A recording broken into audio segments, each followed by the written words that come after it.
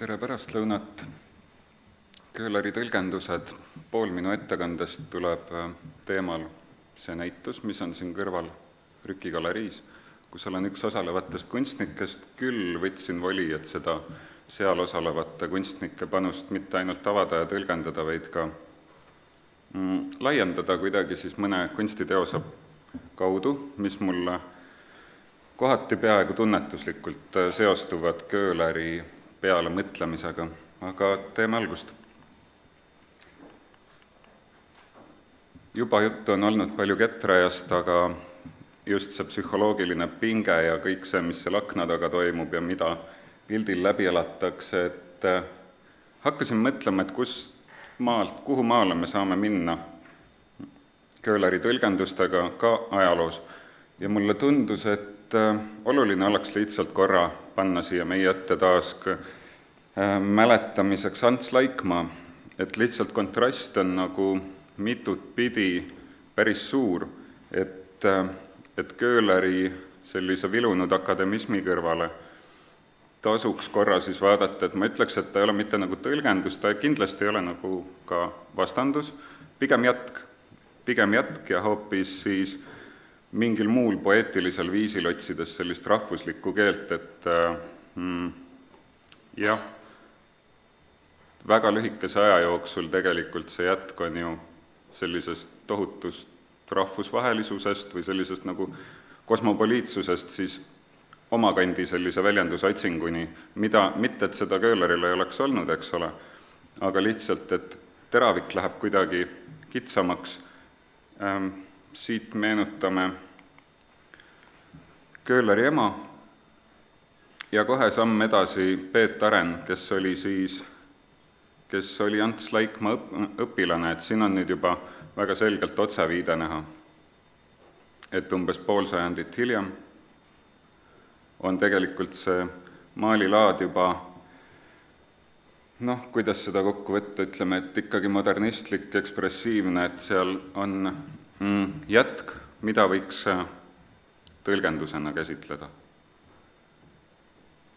Aga miks mitte ka pühendus? Aga siit nüüd otse Getraja juurde ja sinna näitusele.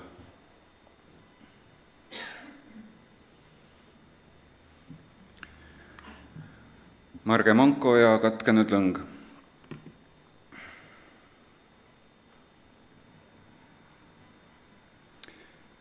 No vot, täna rohkem kui 1,5 sajandit hiljem on Getraja muutunud millekski kindlasti enamaks kui originaalteos. Et seda on lõputult ju reprodutseeritud, kopeeritud, uuesti tõlgendatud.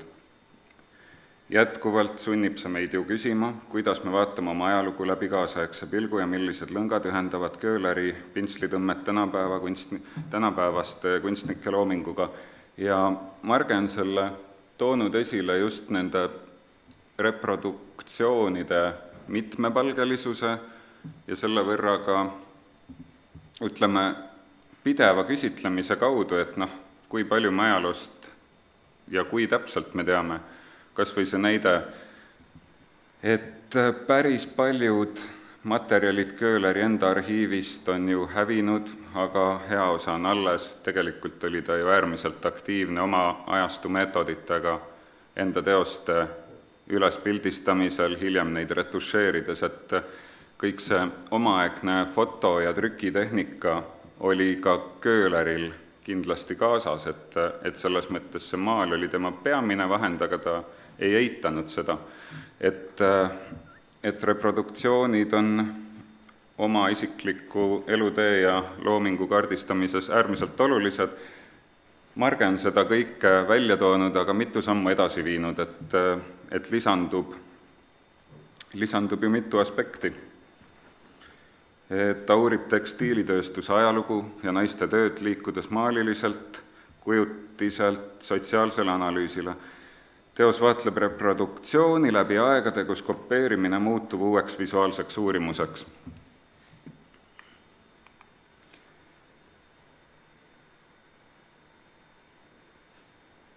Tohutu põhjalikkus, teen isikliku üleskutse, see ei ole reklaam, vaid üleskutse, palun astuge ka sealt näituselt läbi, kes ei ole veel käinud Rükigaleriis. Aga liigume Jess Kaselaane juurde.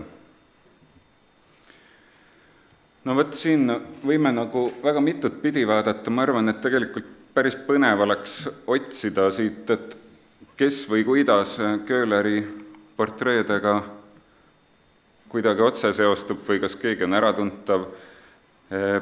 Olen üsna kindel, et see ei olnud Kaselaane esimene eesmärk, et kuidagi stiliseerida, et vastupidi kuidagi olemuslikult võib-olla sellist nagu subjektsust hoopis esile tuua, mitte stiliseerida, vaid ikkagi portree kui selline.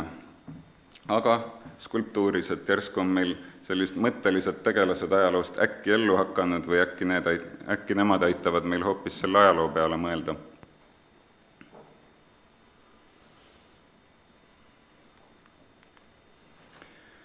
Ja siit edasi sama näitus ja nüüd Johanna Ulfsaki tõlgendused. Tema lähtus Lorelei needmisest munkade poolt.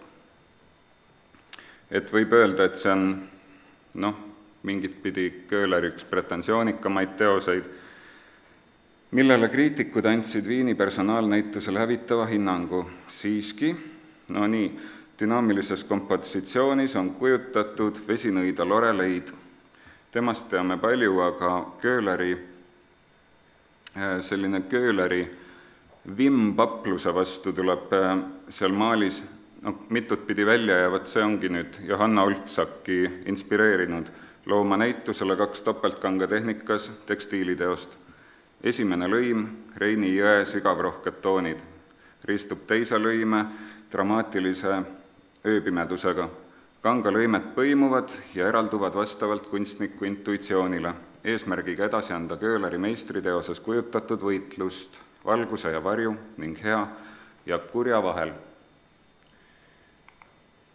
Aga see on nüüd see koht, kus ma ei suutnud, ma pidin nagu kuidagi tooma mingi oma sellise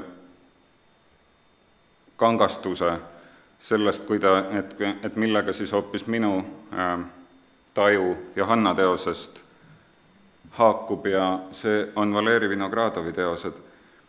Et kuidas teda nagu Köhleri tõlgendustega siduda, ma ütleks, et nagu päris otse ei saa, aga mingi koolkondlikkus kindlasti on, kuigi sajandid on erinevad. Et Köhler Peterburis ja Valeri Vinogradov Moskvas õppinuna, et mulle tundub, et seal on ikkagi nagu mõnevõrra sarnast tausta tajuda ja keerutamata minu arust üks Eesti parimaid maalikunstnikke oma tehnilise sügavuse poolest, et neid ükskord mängisin kolleegi Mihkel Maripuuga sellist mängu, et vaatasime neid töid ja siis hakkasime kokku lugema, et mitut kihti me suudame eristada. Vist 7 jõudsime ja siis me nagu täpselt ei teadnud, et kas meie mõistmine või taju sai otsa või äkki jõudsime lõpuni. Igatahes 7 oli see number sellisest nagu pindade kihilisest intelligentsusest, et kui palju kihte saab üksteise peale kasvatada. Ja siin ma ütleks, see on nagu kas tõlgendus või vastupidi, see on nagu mõistmine, et minu arust Köhler ja Vinogradov räägivad mitut pidi väga sarnases keeles. Ja mul oli hea meel näha, et kuidagi selline metsamotiiv, et ärkas nagu minu jaoks hoopis teistpidi ellu. Ja siit tahaksin näidata Gerda Hanseni tööd, kus võib-olla on link Köhleri tõlgendusega veel hägusam, aga ma sageli mõtlen selle peale viimasel ajal seda nüüd ettekannet kokku pannes, et kuidagi me oleme ju siia punkti jõudnud, et Köhler oli ta ei ole selles reas esimene, et tegelikult kogu see Balti-Saksa ajalugu, aga see ikkagi toob meid sujuvalt tänapäeva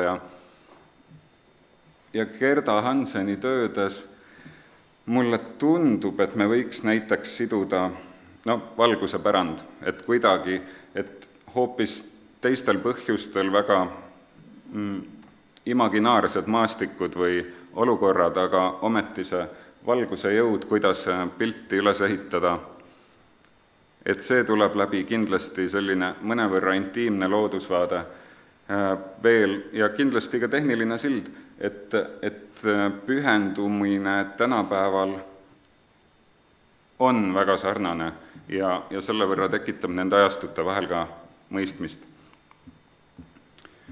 Veel üks näide tema teostest.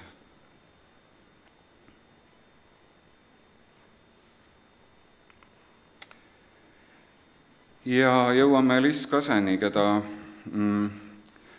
siin reas mulle tundub oluline näidata sellist figuraalsuse kujunemist ja muutumist, et me oleme nii pikalt vaadanud täna Köhleri töid õigustatult, aga ärgem unustagem, et sellel figuraalsusel tänapäevani on mingi oma dünaamika, oma DNA täiesti, kuidas ta on mõnevõrra muutunud, arenenud, kasvanud, teiselt poolt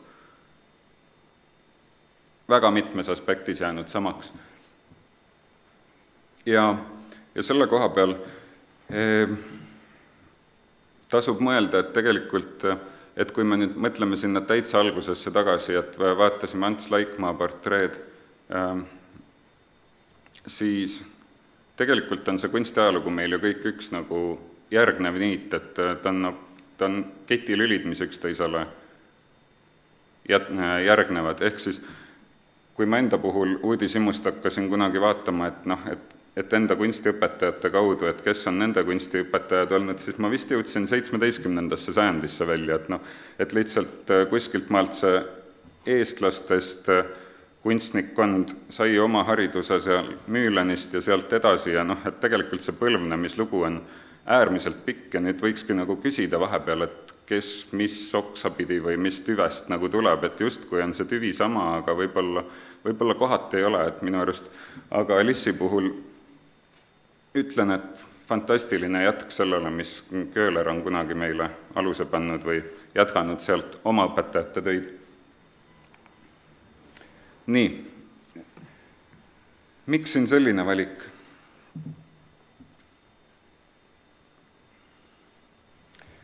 No Tõnise puhul mulle tundus, et enne kui me jõuame tema teosteni seal Köhleri tõlgenduste näitusel, oleks aeg meenutada tema NO-teatri laemaali.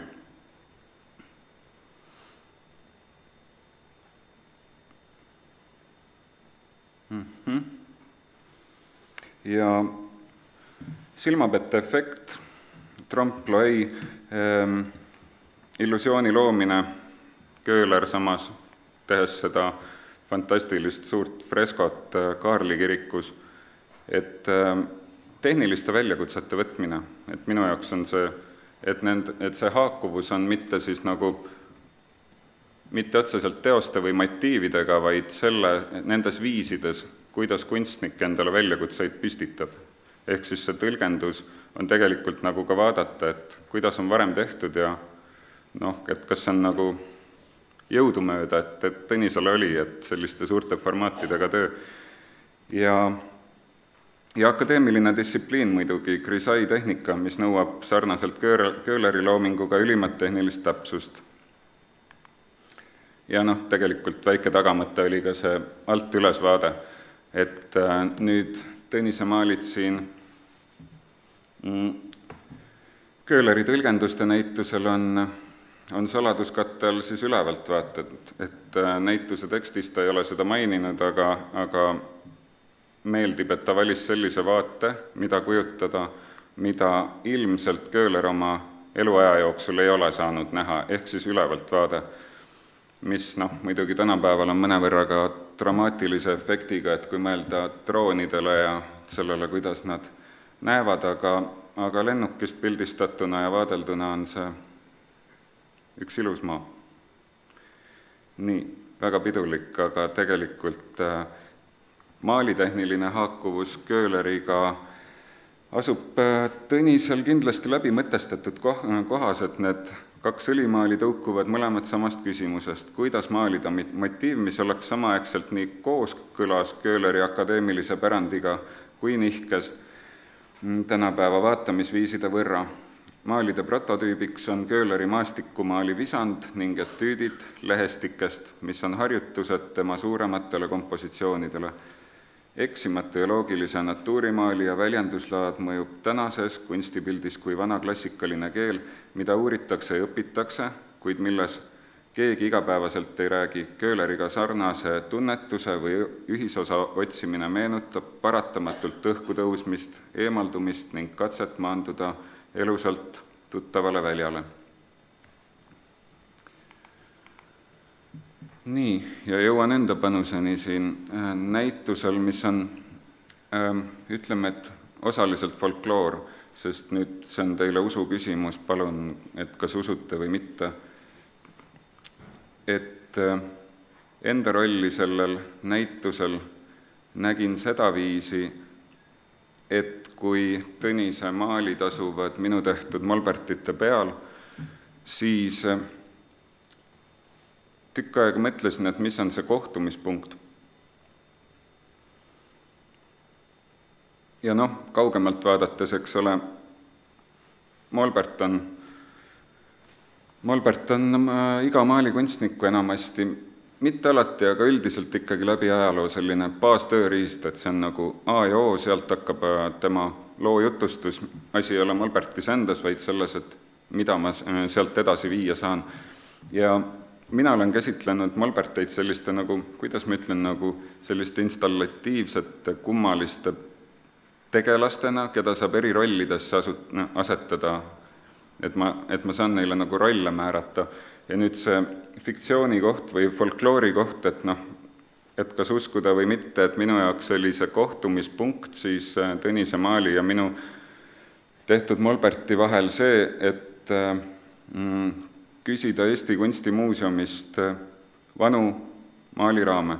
Et olen äärmiselt rõõmus ja tänulik Eesti Kunstimuuseumile, et mulle usaldati mingi kogus vanu šedöövrite all asunud maali alusraame.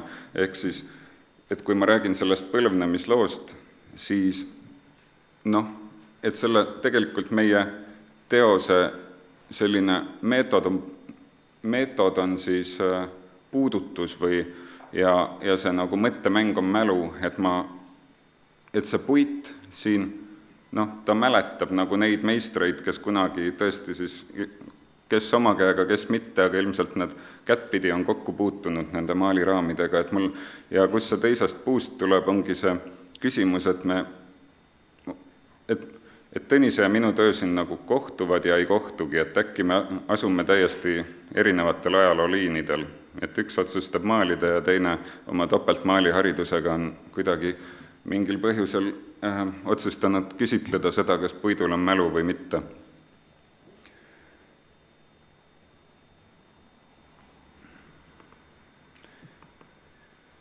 Mõtlen, kas siia veel midagi lisada. Ma tahaks ühe väikese loo siin rääkida sellise, et mis seal üleval on see pisikene poolik karikas, amfora, urn, et kuidas iganes nimetada, et Kumu kogusid külastades oli rõõm näha, kuidas härra reisis, et kui härra Köhler reisis, siis tal oli oma voodi kaasas. Ja mitte lihtsalt voodi, ta alguses näeb välja nagu selline, madal pisike nagu kuskilt Rocca al Mare Vabaõhumuuseumist, et umbes mõõdud on sellised, aga et härral oli see sellises uhkes Vene ampiirstiilis ja siis iga seal jalutsi otsa peal oli selline nagu amfora, et mulle kuidagi meeldis sellise pisiviitena tuua see detailina sisse, et kes loeb välja, see loeb välja. Ja mis sellega siis peale hakata, on lihtsalt jälle meenutada nagu nende puitude ajalugu, et lihtsalt. Ja nüüd, võt see slaid on, ma ei leidnud fotot, et tänapäeval internetis osad asjad kaovad. On üks näitus, mida ma mäletan Tartust, mida ma külastasin ja see oli Toomas Tetloffi ja Tanel Ränder ühisnäitus Art Security nime all Y-galeriis ja näitus koosnes sellest, et on uste jada ringliikumine ja kui ühe ukse enda järel lased kinni, siis tagasi sa enam ei saa, et sa saad ainult edasi liikuda. ja ma mäletan seda, ühelt poolt ju sõbralik keskkond, galerii, avalik kasutus, veendumus, et ma jõuan tagasi, aga selline teatav kõheduse tunne, kui ma olen juba peale 3. ust ja nagu täiesti ära lõigatud, et ma ei saa tagasi, ma ei tea, mitu ust tuleb, kuhu mind tegelikult juhatatakse, et miks ma seda nagu teost praegu meenutan, on just selline tõlgendamise kontekst ja mõistmise kontekst, et vahel ma tunnen, et äkki, et kuigi ma enne ütlesin, et kultuuriajalugu on nagu kett, et järjest kõik õpilased, õpetajad, meistrid, kõik nagu järgnevad üksteisele, et mulle tundub, et see kett kuidagi ei garanteeri seda, et ma nüüd nagu mõistaksin 100 aastat tagasi tehniliselt või päriselt suudaks sinna sisse elada. Et ütleme, et need uksed minu jaoks on justkui siis nagu erinevad kümnendid, et sa lähed ja lähed ja lähed, et praegu me oleme ikkagi Köhlerist siis nagu päris mitmete kümnendite kaugusel ja ma ei ole kindel, kui sügavalt ma tegelikult võin aru saada, et kas see jääb nagu selliseks mõistmise katseks või on seal nagu selline reaalne läbielamine, et kui hommikul oli pikalt ajaloost ja nendest tingimustest juttu ja et siis ma tooks sinna selle lihtsa küsimuse, et kui paljud tänapäeva, et ütleme, et kui maalida Köhleri teemadel, et siis kui paljud tegelikult nagu hommikul panevad tärgeldatud kraega särgi selga ja ülemise nööbi kinni lihtsalt selle jaoks, et tööd alustada. Et midagi on nagu muutunud. Aga tagasi Köhleri juurde. Et üks on nulli turvamees, et mulle tundus, et see nüüd kuidagi eelmisest sellest Art Security'st toob meid jälle kohe kindlasti Köhlerile väga ligidale. Aga edasi. Jaan Toomik, isa ja poeg. Et mingit pidi, ma ütleks, et jälle mõistmine, mittemõistmine, aga mäletamise kohustus, et mulle seostus see maal eelkõige just sellega, et kui me mõtleme Köhlerist, et siis või tema eelkäijatest või tema järeltulijatest, et siis on nagu selline positsioneerimise küsimus mõttemänguna, et kes keda nagu ette kujutles, et kogu see haridustöö, kogu see järgnevus, et kes oli kelle kujutlus ja nüüd, et kus me selles ise asume, et mulle nii palju küsimusi, et see minu arust see on suurepärane maailm, mida alati saab sellistes järgnevuste kirjeldamises rakendada. Et võtame seda Jaan Toomiku tänast maali, kui konverents hakkab lõppema, et see on mingit pidi nagu meie austusavaldus siis praegu seda vaadates Köhlerile ainult, et kumba pidi, et kas meie nagu mõtleme siin nagu teda nüüd tagantjärele välja või tema nägi seda kõike niimoodi ette, eks ole, et me siin istume ja tema peale, et tema pärandit siis arutame, et see, ma arvan, et see on kahesuunaline liikumine. Ja viimaseks slaidiks on Neeme külma kooruv laine, et sellega ma tundsin sellist, et miks ta siin reas on selline mälu küsimus, et kui ma ise töötasin puiduga, kus on see ajaloo kihistus nagu päriselt ka olemas, et siis Neeme on siin teinud teose, kus Tallinna kunstihoone linnagalerii seinast on maha fileeritud siis väga paljude eelmiste näituste, sellised mälestuskihid, et jälle nagu lõikad justkui lahti, saad ligemale, aga kas see on päris see nüüd sama? Et kas me jõuame sellesse samasse kuidagi kunagisse näituse ruumi mentaalselt välja või hakkab midagi tee peal kobrutama ja kooruma?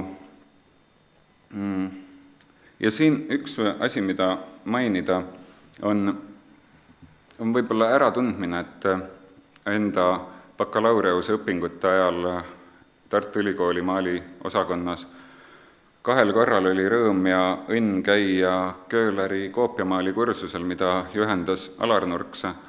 Ja mäletan sellist tänuväärset remarki, et kuidas siis nagu varasemalt on ära tuntud ja põhjalikult süvenetud eri maalitehnikatesse ja siis vastus oli see, et enne kui olid igat sorti tänapäevased röntgenid, et siis kõige tundlikum tööriist oli keel, et need laseerkihid pidi nagu keelega kokku lugema restauraatorite poolt, et mulle kuidagi, et kui et selle loo, mida ma räägin, nagu mõte on selline põlvnevus ja et siis ja enda teose selline meetod oli puudutus, et siis mind nagu kuidagi väga puudutas see mõte, et tegelikult sellist nagu maali sa võid ikkagi päriselt ka puudutada, aga väga, väga spetsiifilistel tingimustel. Ja üks asi, mida veel tahaks jagada, et mis seal laagris minu jaoks nagu välja tuli, et meid oli seal palju, meid oli EKA-st ja meid oli Tartu ülikoolist ja valiti 2 tee vahel. Et üks oli selline, mis oli nagu, ma ütleks, vaevalisem, aga õpetlikum, mis oli proovida päriselt käia autorikannul. Et härra Nurksa juhendusel me vaatasime Kumus Köhleri originaale ja hiljem reprode pealt siis maalisime Köhleri kodutalus neid. Ja see vaevalisem tee oli nagu see, et päriselt aru saada, mis on need nii-öelda 7 kihti, millega autor on maali üles ehitanud ja igat kihti proovida ise taas luua.